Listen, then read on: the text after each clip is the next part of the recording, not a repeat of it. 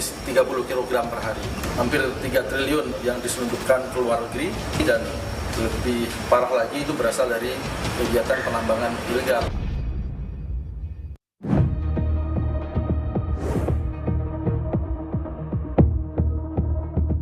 Di balik kilau emas yang memikat mata, tersembunyi jejak culas penyelundupan emas secara ilegal lintas negara.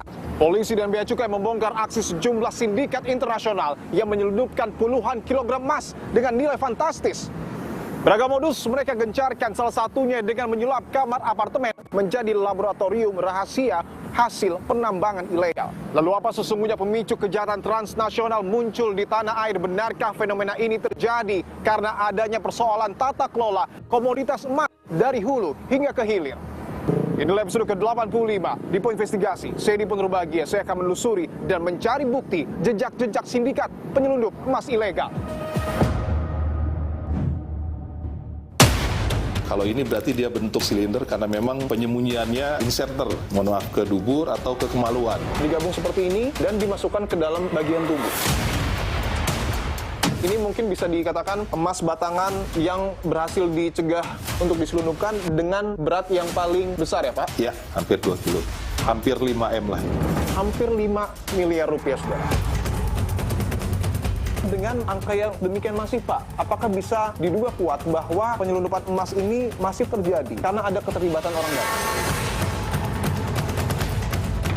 Saudara, saya datangi secara langsung kawasan Pademangan, Jakarta Utara yang menjadi epicentrum dari pengungkapan kasus penyelundupan emas ilegal dengan taksiran fantastis 900 kg emas bernilai 3 triliun rupiah per bulan, yang diduga kuat berkaitan dengan aksi penyelundupan emas ilegal internasional.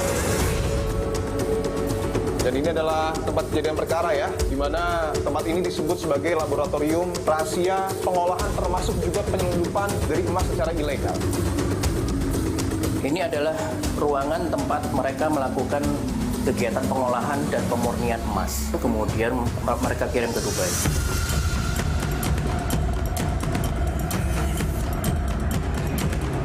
Kita akan coba masuk ya ke safe house digunakan oleh warga negara India yang merupakan tersangka dari penyelundupan emas ilegal. Ini ada celana dalam, di dalam berangkas. Kalau dipegang coba berat, karena sudah dimodifikasi. Celana dalam ini digunakan untuk membawa emas. Mereka memang cukup besar transaksi mereka. Negara tujuan mereka dikirimkan ke Dubai, kemudian ke Bangkok, Thailand.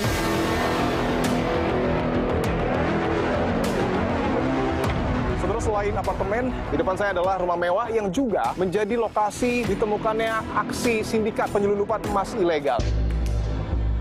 Aktivitas yang terjadi di rumah ini cukup mencurigakan. Kalau malam, ini pintu gerbang terbuka, ini juga terbuka, tetapi lampu dimatikan. Terus mobil itu keluar masuk. Ini yang disebut ruko yang digunakan oleh terduga pelaku ya Pak ya? Betul. Untuk kemudian mengolah emas ilegal. Betul. Ini kan tempat mereka menerima emas batangan yang diduga dari pertambangan tanpa izin.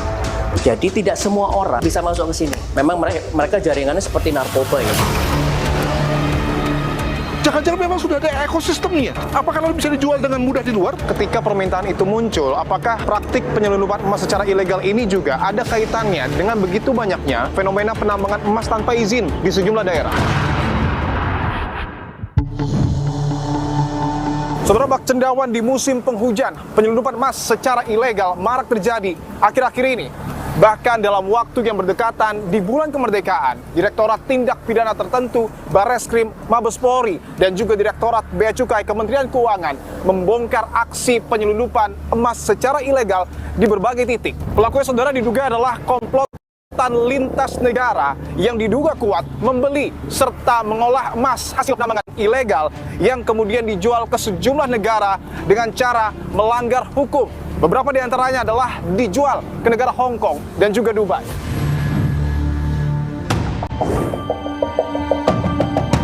Pengungkapan kasus penyelundupan emas ilegal oleh Direktorat Tindak Pidana Tertentu Barreskrim Mabes Polri bermula dari adanya informasi transaksi jual beli emas ilegal di kawasan Jakarta Barat. Sindikat ini diduga mengolah dan selundupkan emas ilegal sebanyak 900 kg per bulan. Akibatnya kerugian negara ditaksir mencapai 3 triliun rupiah per bulan. Hasil pendalaman polisi, sebanyak 3 orang mediator warga negara Indonesia berinisial YD, HR, dan HD ditangkap pada 9 Agustus lalu. Mediator adalah orang yang ditugaskan membawa emas dari jaringan penambangan ilegal ke sindikat penyelundup. Mereka membawa 3 kg emas yang diduga akan disetor ke jaringan penyelundupan emas internasional India Dubai. 3 hari berselang, mediator lain berinisial KG juga ditangkap. Dari keterangan para mediator, polisi mendapat informasi 2 unit kamar apartemen di Pademangan, Jakarta Utara disulap menjadi laboratorium rahasia pengolahan emas dan markas sindikat penyelundup emas. Polisi menggerebek apartemen itu pada 15 hingga 16 Agustus lalu.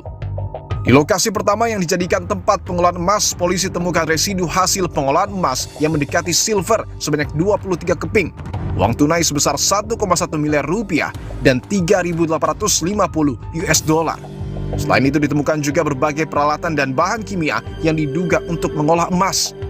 Sementara di lokasi kedua, polisi amankan 2 warga negara India yang diduga anggota sindikat berinisial SR dan AJ. Polisi temukan 2,6 kg emas dalam brankas terdiri dari 2 batangan emas masing-masing seberat 1 kg dan perhiasan kalung dan gelang emas seberat 0,6 kg. Sehari berselang, polisi turut menggeledah suatu rumah mewah di kawasan Sunter Agung yang disinyalir jadi tempat tinggal anggota sindikat dan tempat transaksi emas ilegal.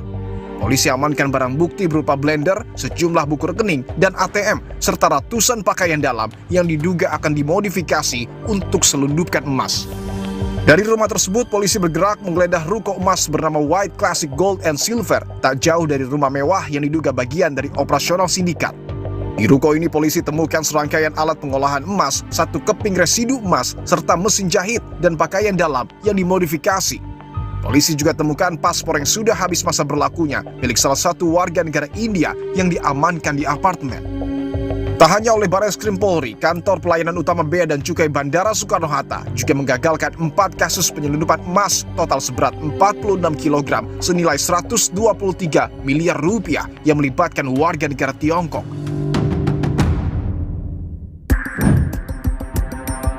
Saudara, saya datangi secara langsung kawasan Pademangan, Jakarta Utara yang menjadi epicentrum dari pengungkapan kasus penyelundupan emas ilegal dengan taksiran fantastis 900 kg emas bernilai 3 triliun rupiah per bulan.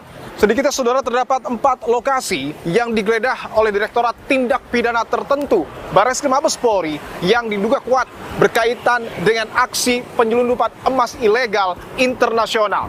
Bahkan di kawasan Pademangan, Jakarta Utara, saudara, terdapat 2 kamar di salah satu apartemen yang disulap menjadi laboratorium rahasia pengolahan emas, dan 1 kamar lagi diduga kuat menjadi markas perencanaan dari perdagangan emas secara ilegal.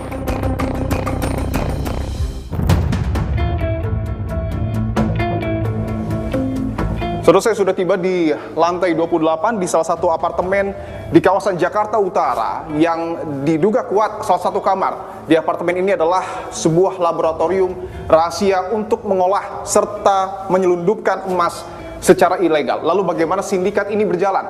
Saya akan tanyakan secara langsung kepada Wakil Direktur Tindak Pidana Tertentu Barreskrim Mabes Polri dengan Kombes Pol Bambang Wijanarko, dan juga ada Kasubdit 5 dari Direktorat Tindak Pidana Tertentu Barreskrim Mabes Polri dengan Kombes Pol Teddy Ristiawan. Bapak-bapak, terima kasih untuk waktunya. Sebelum kita melihat secara langsung, Pak, salah satu kamar yang disebut merupakan laboratorium rahasia untuk menyelundupkan emas, saya ingin tanyakan dulu bagaimana polisi mencium tindakan kejahatan ini pada mulanya.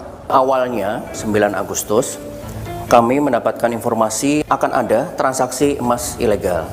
Kami dapati 3 orang yang menguasai 3 batang emas yang diduga berasal dari pertambangan ilegal di berbagai provinsi di Indonesia. Setelah dilakukan pendalaman, ternyata mereka menyebutkan bahwa mereka pernah melakukan transaksi di sini, di apartemen Fontana. Kemudian mereka juga pernah transaksi di salah satu toko emas di Sunter. Dari data tersebut kita lakukan penggeledahan di lokasi ini, dan setelah dibuka kami dapati ada alat-alat untuk melakukan pengolahan dan pemurnian emas. Ketika kami lagi sedang merapikan barang bukti, kami mendapatkan informasi terduga pelaku berada di sekitar apartemen ini. Nah, akhirnya termonitor ada 2 orang warga negara India yang memasuki lokasi apartemen, tapi kemudian mereka tidak ke Tower Fontana, tapi kemudian ke Tower Gloria. Dari sana juga kita temukan ternyata 2 orang warga negara India yang kita amankan di Tower Gloria, ternyata mereka juga menguasai kunci di Tower Fontana ini. Ada keterkaitan artinya? Kami berkeyakinan bahwa 2 warga negara India tersebut terkoneksi dengan kegiatan di Prestige Bullion di Tower Fontana. Oke, sebelum kita lihat salah satu kamar yang kemudian disebut sebagai laboratorium rahasia, artinya untuk pihak-pihak yang sudah ditetapkan sebagai tersangka, Pak, jumlahnya, Pak? Totalnya ada 6 orang. Ada 6 orang yang sudah ditetapkan sebagai tersangka. Betul. Oke, saya ingin tunjukkan, Pak, ini adalah kamar ya, bernomor BF28M2, Pak, tapi sebelum masuk, Pak, ada satu tulisan Prestige Bullion, Pak.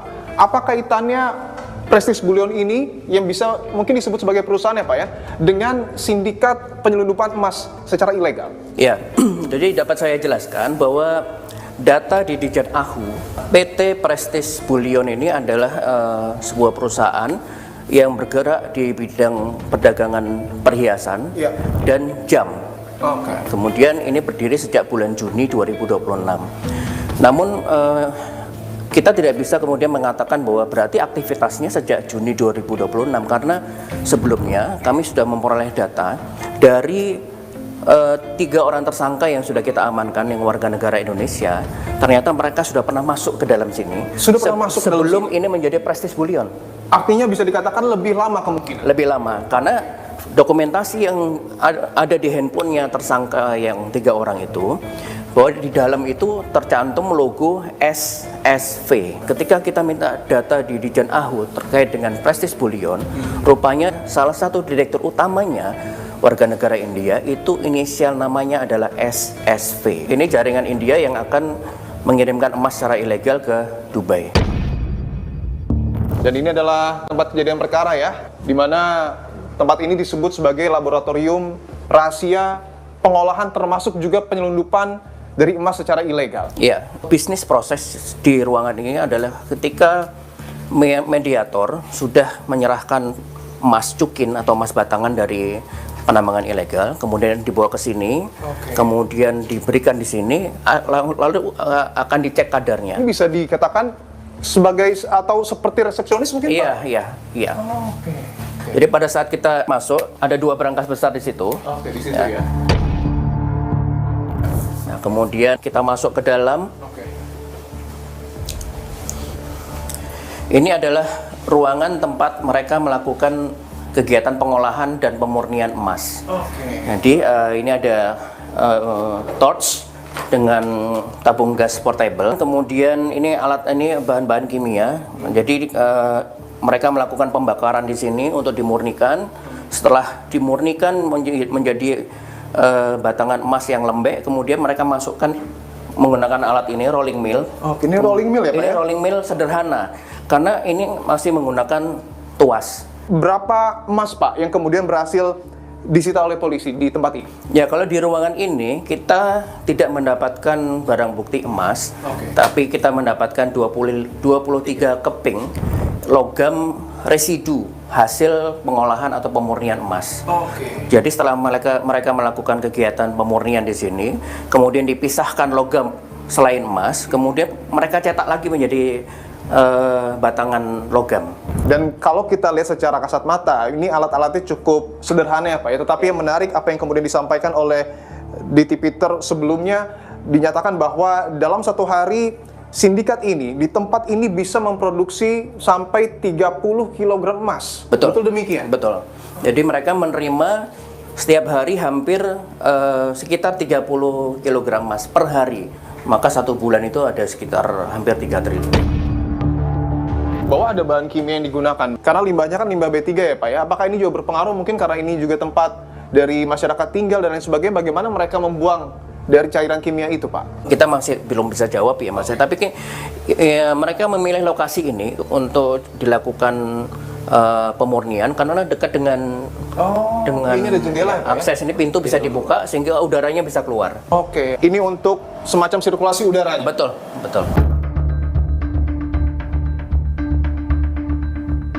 Dan yang menarik juga tadi sudah disebutkan sebenarnya di awal, ada berangkas Pak yang berisi uang kurang lebih 1,1 miliar dan dolar 850.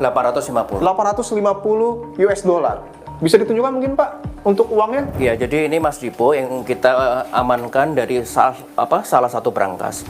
Karena ada 2 berangkas yang diamankan. Satu berangkas itu kosong, satu berangkas berisi uang ini dan 23 keping logam residu tadi. Ada beberapa barang bukti lain Pak, mungkin bisa dijelaskan temuan-temuannya Pak? Di lokasi ini sebagai lokasi resepsionis, pada saat ada konsumen datang, kemudian di sini ditemukanlah ada timbangan, kemudian kalkulator, ini decoder CCTV, terdapat juga buku rekening dan ATM. Kemudian kalau kita lihat ada bekas-bekas ini dulu yang sebelumnya disampaikan Pak Wadil terkait dengan logo SSV. Apakah bisa dikatakan juga Pak, inisial SSV ini yang merupakan direktur utama dari perusahaan Precious Bullion adalah otak dari sindikat penyelundupan emas ini Pak? Betul, karena dia selaku direktur utama. Kita akan kejar kemanapun dia pergi, termasuk beneficial owner yang di Dubai, kita pasti akan kejar.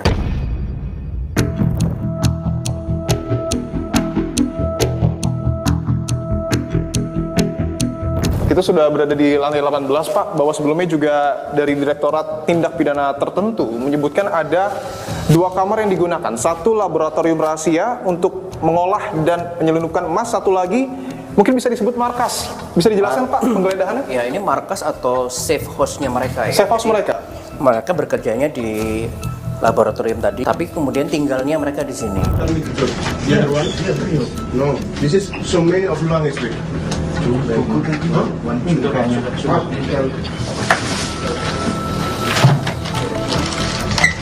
is yours? Okay. Kita akan coba masuk ya ke safe house digunakan oleh warga negara India yang merupakan tersangka dari penyelundupan emas ilegal.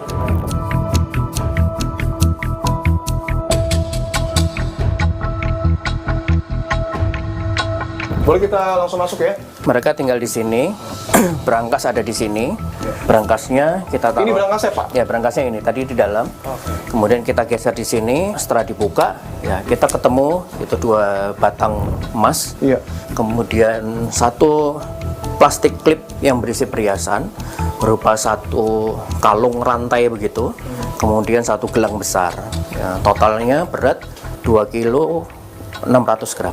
Selain itu mungkin Pak, apa yang kemudian didapati oleh polisi? Ini ada celana dalam. Celana dalam ini di dalam berangkas. Oke. Nah, kalau dipegang coba berat. Oh, berat sekali ya. Karena sudah dimodifikasi Celana dalam ini digunakan untuk membawa emas. Dimasukkan ke dalam sini sehingga nanti mereka rapikan sehingga emasnya akan mengelilingi pahanya mereka ini. Ini memang secara berat ini lebih berat ya dari celana dalam biasa, dan ini lapisannya cukup tebal ya Pak? Iya. Saya izin coba masukkan ya Pak ya, mungkin karena emas tidak ada, menggunakan handphone mungkin Pak bisa Pak? Iya, bisa. Ini dimasukkan ke, mungkin bisa ditunjukkan Pak? Oke. Ke dalam sini ya? Oke. Atau ke dalamnya? Di dalam bisa juga? Bisa juga. Di dalam ya? Tidak terlihat sama sekali, mungkin seperti bentuk emas yang kemudian disembunyikan di sini.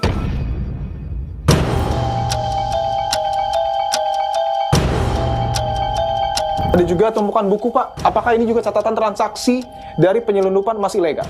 Baik, jadi dari deretan barang bukti yang kita amankan, ini dapat kita lihat rekapan mereka memang cukup besar transaksi mereka. Untuk negara tujuannya mungkin Pak? Negara tujuan mereka dikirimkan ke Dubai, kemudian ke Bangkok, Thailand. Ini ya, ini yang Bangkok ya? Ini ada negara tujuan. Oke, artinya selain Dubai, tetapi yang cukup masif diselundupkan emas ilegal dari negara kita menuju ke Bangkok. Menuju Bangkok. Apakah hanya 2 Pak yang tinggal di sini? Sebetulnya kami dapati sebetulnya harusnya 3 yang tinggal di sini. 3 yang tinggal di sini. Artinya ada 1 orang DPO. Ya, dari 3 orang ini 1 memang terkoneksi bekerja di Tower Montana. Ya. Yang 1 lagi ini mereka dia baru datang. Tugasnya mediator untuk bawa ke luar. Ya. Kemudian 1 lagi yang kita cari ini juga kemungkinan juga sebagai mediator yang bawa keluar. Dan polisi juga berhasil mengungkap peredaran ataupun penyelundupan emas ilegal tidak hanya di apartemen ini, tetapi juga ada di salah satu ruko. Ya, salah satu ruko di Sunter. Aktivitas yang terjadi di rumah ini cukup mencurigakan. Kalau malam, ini pintu gerbang terbuka, tetapi lampu dimatikan. Terus mobil itu keluar masuk, begitu.